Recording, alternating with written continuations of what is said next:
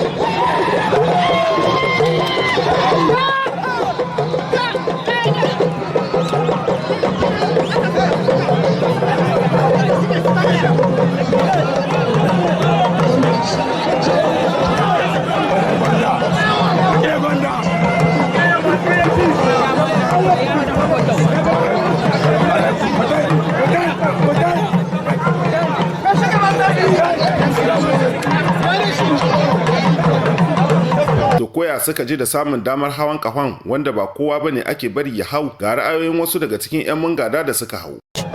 Dan saboda mu mun saba muna yi, yanzu abin da ya samu ka zo muka saboda yaran ne ke tsoro, kuma mu zo muka wara buɗa musu hili suka yi, suka gani sai sawar sai su. Kana zanzana yaya? Saboda rai ne ya baci, wallahi rai na bace ki, da da shi waga wurin ga Allah haka nan rai na bace ki, yini ke wayan sa ko mi za a yi ko ni ko shi ne.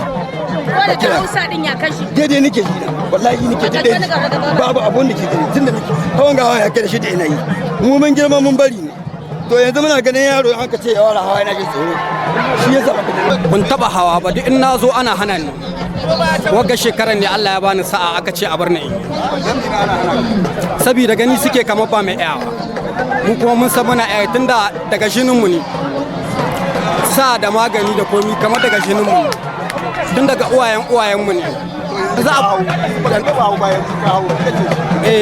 abinda nake shi kamar na shi daɗi ga al'umma da kowa ya ga kamar ina iyawa yanzu.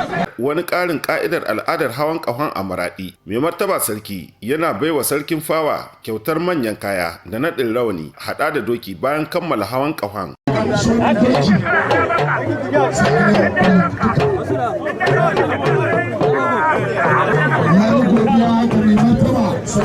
Bayan ba da kyautar ga sarkin fawa, mai martaba Alhaji Ahmed Ali Zaki ya bayyana farin cikin shi da godiya na samun nasarar kammala hawan kahon lafiya, da a cewar shi al'ada ce mai daɗaɗɗen tarihi da suka gada tun daga iyaye da kakanni da ba za su saki ta lalace ba. Kuma sai mu ma Allah subhanahu ta'ala godiya da muka ga wannan ranar, kuma ita wannan ranar cikin al'adunmu na Hausa na Maradi da kwai wasar da ake yi ta hawan ƙaho, wadda jarumai ne yaran rinji su ne ke zuwa su yi wasa da sa mai ƙarhi mai hada, kuma duk asirin da kakanninsu suka ba su gare shi suke gwada. Kuma yau Allah da ikon shi mun samu mun ga wasa, yara sun zo sun hau ƙaho, kuma alhamdulillahi an yi lahiya, an ƙare lahiya, ba wanda ya shi ciwo. sai mu ma Allah godiya bisa wannan. To lalle an yi wasan hawan ƙaho, amma ba wasan hawan ƙaho ba ke cewa gobe sallah ce. Al'ada ce a gare mu Hausawa, particulièrement nan Maradi, ta hawan ƙaho in an kawo azumi na 29. Muna ma al'ummar Nijar gaba ɗaya barka da sallah. Muna ma al'umma ta Maradi da kewaye barka da sallah. Muna isar da barka da sallah mu ga duk jami'an tsaro da kenan suna fama cikin daji don su tsare lahiyarmu, su tsare dukiyoyinmu. Muna ma jama'a gabaki daya barka da sallah, kuma muna fatan Allah shi maimaita mu sallah ta badin badade.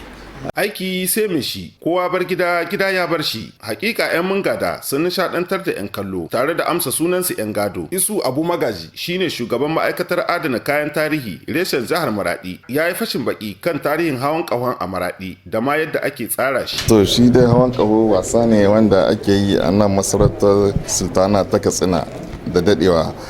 Masu yin hawan ƙaho yari bahade ne na gidan sarki da sarkin hawa, su biyu ne ke tsara hawan ƙaho.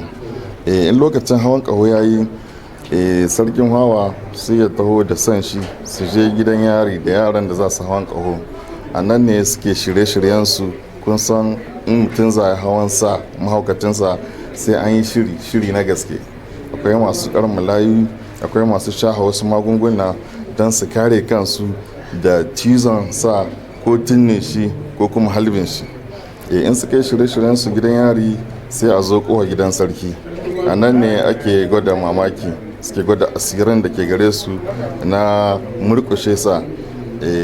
Kuna gani yadda suke hawan sa, sai ga yaro karami ya tuma ya hausa har ya kada wannan sa. Asiri ne suke gwadawa wanda sun gada da kakanni da uwaye.